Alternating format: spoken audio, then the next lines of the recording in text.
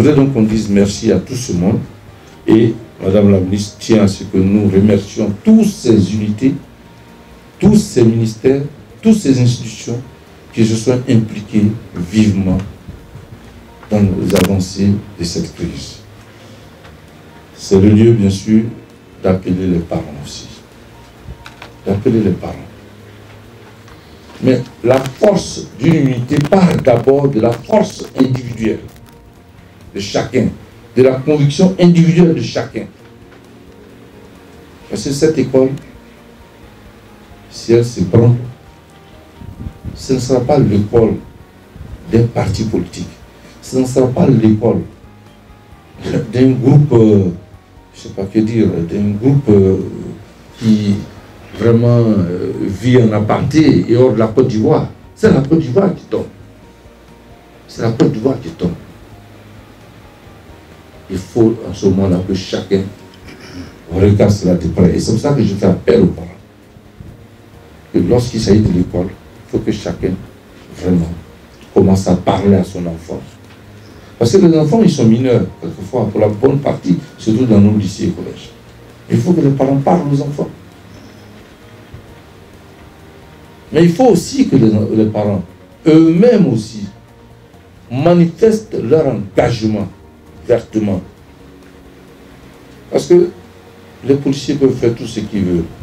La police peut faire tout ce qu'elle veut. L'école peut ouvrir.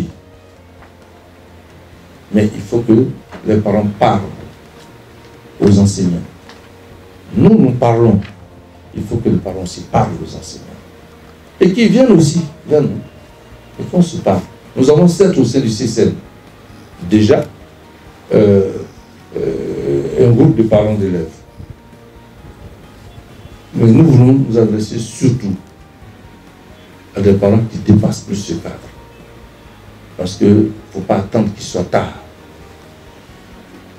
Il y a un élément important, c'est surtout le fait que lorsque on arrive à un type de crise pareil, il ne faut pas oublier aussi la manipulation des jeunes. Parce que quand vous voyez des jeunes qui jettent des pierres, on va nous dire, ces jeunes ne sont pas contents parce qu'ils ne vont pas à l'école.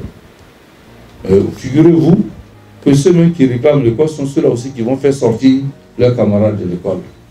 C'est là où je dis il y a manipulation. Il ne faut pas qu'on ait peur de le dire. Vous ne pouvez pas dire que vous voulez l'école et en même temps vous allez faire sortir les autres.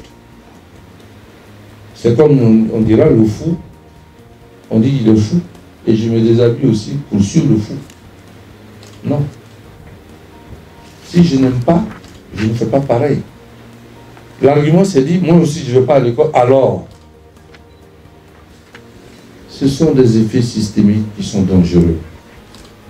Et je pense qu'il faut que nous fassions tout de sorte que on impulse une certaine dynamique. Et la dynamique de la reprise en cours sur l'ensemble du territoire, soutenue par le plus grand nombre, est l'affaire de tous, doit être l'affaire de tous aussi. Par conséquent, nous invitons tous ceux qui sont encore en marge du cadre de concertation à revenir justement sur la table parce que c'est important. Ils ont encore leur place. Ils ont encore leur place. Je vous le disais tout à l'heure, que ce n'est pas parce qu'ils ne sont pas sur la table qui est le cadre dessiné que même nous ne cherchons pas à les rencontrer. On se rencontre, on se parle, mais ce n'est pas suffisant. Il est mieux qu'on se rencontre là pour se parler. Je voudrais que chacun de nous médite quelque chose. L'école, c'est la porte qui s'est ouverte pour chacun de nous. Qui s'est ouverte pour chacun de nous. Ne la fermons pas pour nos enfants. Pour les enfants des autres aussi. Merci beaucoup.